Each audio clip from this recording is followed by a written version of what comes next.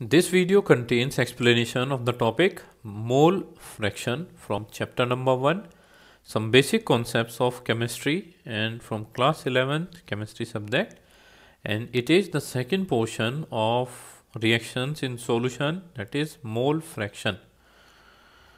तो what is mole fraction? सबसे पहले नेम को ही देखते हैं, यानी जो मोल का पार्ट होता है, और हम मोल्स किससे निकाल लेते हैं? वेट अपॉन मोलिकुलर वेट होता है, या वेट अपॉन एटॉमिक वेट से अगर हम डिवाइड करते हैं गिवन वेट को, अगर हम एटॉमिक वेट से डिवाइड करते हैं तो नंबर ऑफ मोल्स निकल के आ जाते हैं। तो मोल फ्रैक्शन क्या होता है? ये एक सॉल्यूशन हमारे पास है, उसमें हम हमेशा अगर दो कंपोनेंट हम कंसिडर कर लेते हैं, इसमें कंपोनेंट ए है और एक कंपोनेंट बी है, दोनों उसके अंदर प्रेजेंट हैं, तो उसमें ए का कितना मोल होंगे और बी के कितना मोल होंगे उस दिए हुए सॉल्यूशन के अंदर, उसे हम क्या बोल देते हैं? मोल फ्रैक्शन कहते हैं। मीन्स कि mole fraction is defined as the ratio of moles of one components to the total number of moles of all the components present in the solution. यानी मोल फ्रैक्शन हम उस ratio को बोलते हैं, यानी number of moles of one component, कि एक component का आप नंबर ऑफ मोल्स लीजिए, उसे डिवाइड कर दीजिए bye total number of moles of components present in the solution. So it is a unit less and dimensionless quantity and it is represented by the symbol x. इसे हम एक symbol x से represent करते हैं, जो small x होता है उससे रिप्रेजेंट करते हैं हम मोल फ्रैक्शन को। So let's see what formula that you can apply for mole fraction.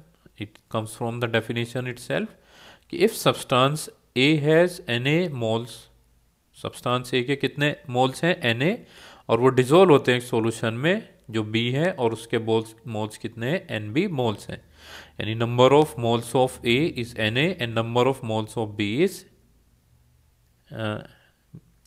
Nb. Then mole fraction is expressed as denoted by Greek letter काई।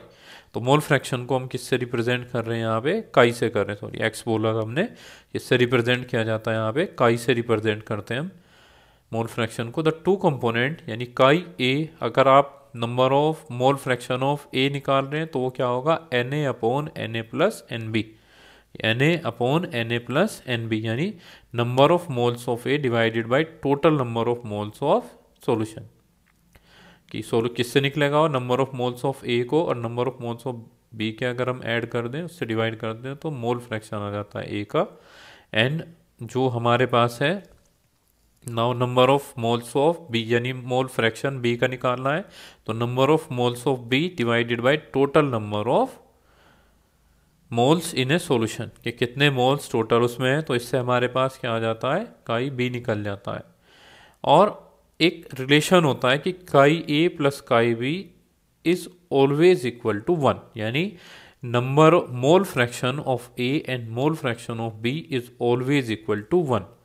कि मान लीजिए अब आपको मोल फ्रैक्शन एक्स बी के गिवन है अगर, और एक्स ए के निकालने हैं, तो आप 1 में से माइनस कर दीजिए एक्स बी को, तो आपको क्या निकल जाएगा? एक्स ए के, यानी जो हमारे पास मोल फ्रैक्शन है ए का, वो निकल जाएगा आपको। ठीक है, अब n क्या है यहाँ पे? इज इक्वल टू मोल्स है, जो n है वो मोल्स बताता है। एंड मोल्स हम कैसे निकालते हैं? वेट अपॉन मोलर मास, कि हम दिए हुए सब्सटेंस का जो वेट गिवन है उसके मोलर मास से उसे डिवाइड कर देते हैं, तो हमारे पास नंबर ऑफ मोल्स आ जाता है। फॉर एग्जांपल अगर आप देखें इसमें कि 12 ग्राम ऑफ कार्बन आपको दे रखा है, तो मोलर मास कितना हुआ उसका? जो एटॉमिक मास है कार्बन का वो 12 है, तो 12/12 कितना होगा? 1। तो यानी 12 ग्राम कार्बन में 1 मोल ऑफ कार्बन होता है। ठीक है, 12 ग्राम कार्बन में कितना होगा? 1 मोल ऑफ कार्बन। तो let's see some examples based on mole fraction formula. कि find the mole fraction of methanol. Methanol का मोल फ्रैक्शन निकालना है, जिसका फॉर्मूला है CH3OH and water in a solution prepared by dissolving 4.5 gram of alcohol in 40 gram of H2O। ठीक है, क्या क्या दे रखा है हमें? मोल फ्रैक्शन निकालना है मेथेनॉल का, ये इसका फॉर्मूला CH3OH, और वाटर में, ठीक है, water in a solution, water क्या है? H2O, अब किस तरह प्रिपेयर किया था हमने, 4.5 ग्राम एल्कोहल का लिया था और जो 40 ग्राम है वो किसका लिया था हमने, वाटर का।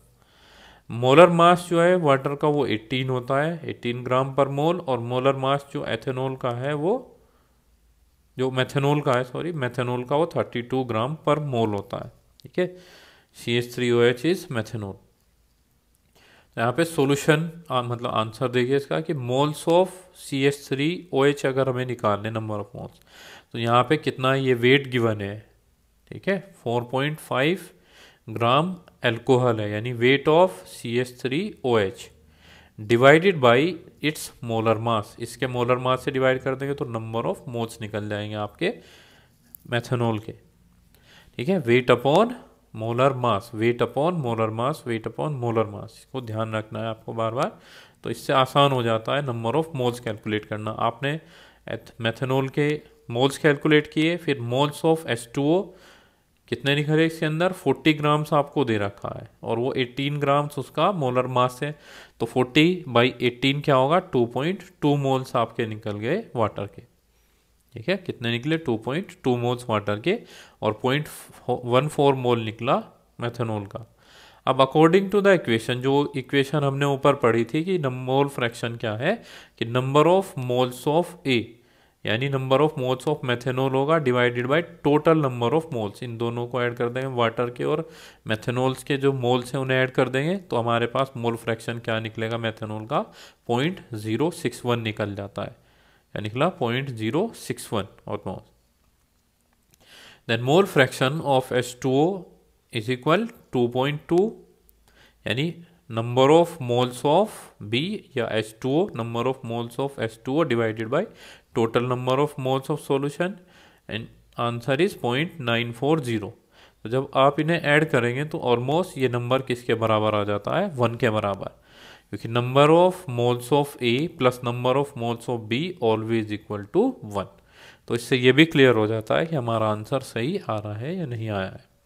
Let's see the question number 2। In a solution we have 1 mole of A, हमारे पास क्या है, 1 मोल ऑफ A है, 1 मोल ऑफ B है, एंड 2 मोल ऑफ C है। यहाँ पे आपको डायरेक्टली नंबर ऑफ मोल्स दे दिया, और अब कंपोनेंट्स कितने हैं, यहाँ पे 3 है, ऊपर में कंपोनेंट्स कितने थे, सिर्फ 2।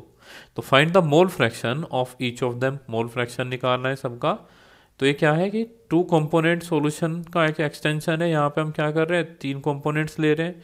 तो मोल फ्रैक्शन ऑफ A क्या निकलेगा, Na divided by Na plus NB plus NC, यानी तीनों के मोल्स हम ऐड कर देंगे उसमें, तो मोल फ्रैक्शन A का निकल जाएगा। हियर मोल फ्रैक्शन, जो number of moles of A 1 दे रखा है, टोटल नंबर कितना होगा इसमें 4, तो 0.25 निकलेगा।